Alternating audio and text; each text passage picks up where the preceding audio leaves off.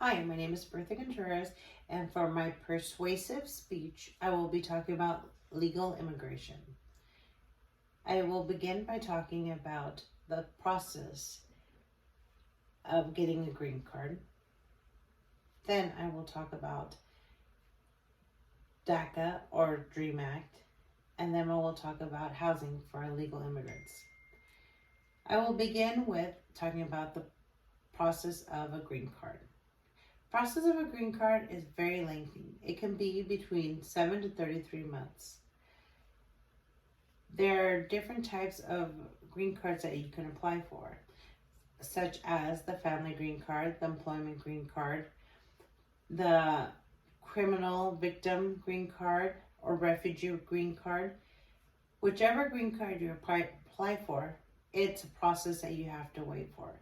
Some people get frustrated waiting that much time. I believe if there was a way to speed up the process, it would help people be a little more patient and not get frustrated because the process is so lengthy.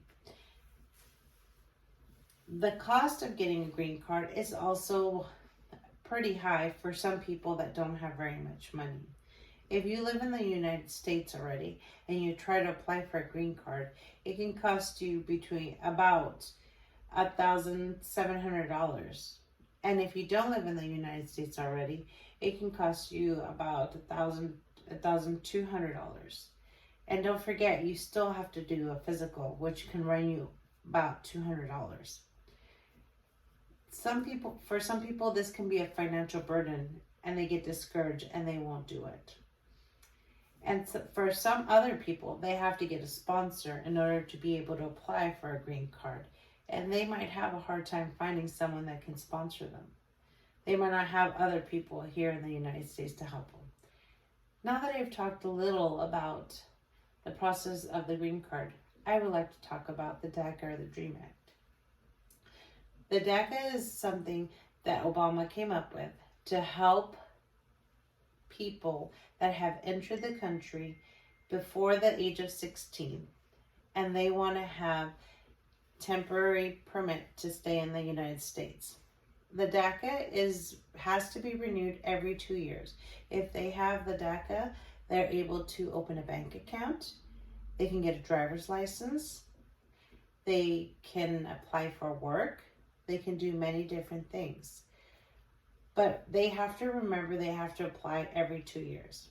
The DACA was ruled unlawful in 2021.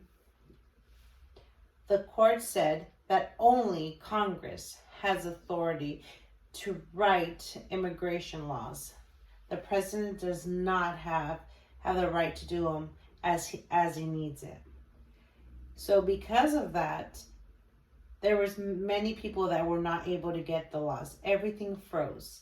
So people were not allowed to get the new DACA permit.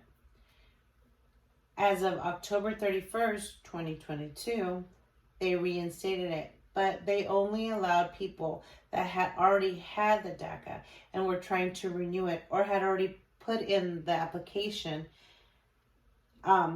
they had it before. Do it. They were not taking new applications, or if their DACA expired over a year, they were not able to renew it. So that left a lot of people in limbo and they couldn't get their DACA. There was a family of 3 boys. 2 of the boys were able to get the DACA and the third boy was not able to get the DACA because that's when everything froze and he was not allowed to. And because he was a first time applicant, he wasn't, even when it got reinstated on the 31st, he was not able to get it. So it makes it really hard for him. I think if they were to let more people have DACA, that way they can work and they can pay taxes and everything. When you apply for DACA, the government knows all your information. So why not allow people to get DACA? They can pay taxes. They can do everything. They can have their information in the system. Make everything a lot easier for everybody. Now that I talked a little bit about DACA, I would like to talk about the housing. Housing for immigrants is very hard. Some people that come over, they have nowhere to stay. Sometimes they send them places where they give them an address to go to, and when they show up, it's somebody's house or is not the proper place. They sometimes have to sleep in the lobby of a building that is set up for refugees, and which is not okay.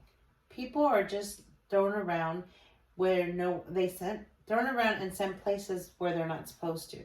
Then their information gets sent to that place, and that is not the correct place. That is very unfortunate. You have people living in the streets because they don't have a proper place to go. I believe if they're able to have proper housing for illegal immigrants and help them with jobs and help them with the process, that more people can get off the streets, get into the workforce, and become a better part of our society. Now that I've talked about the green card process and the DACA process and the housing, I hope things can change for everybody that's trying to become legal immigrants in this country. Thank you for listening. Goodbye.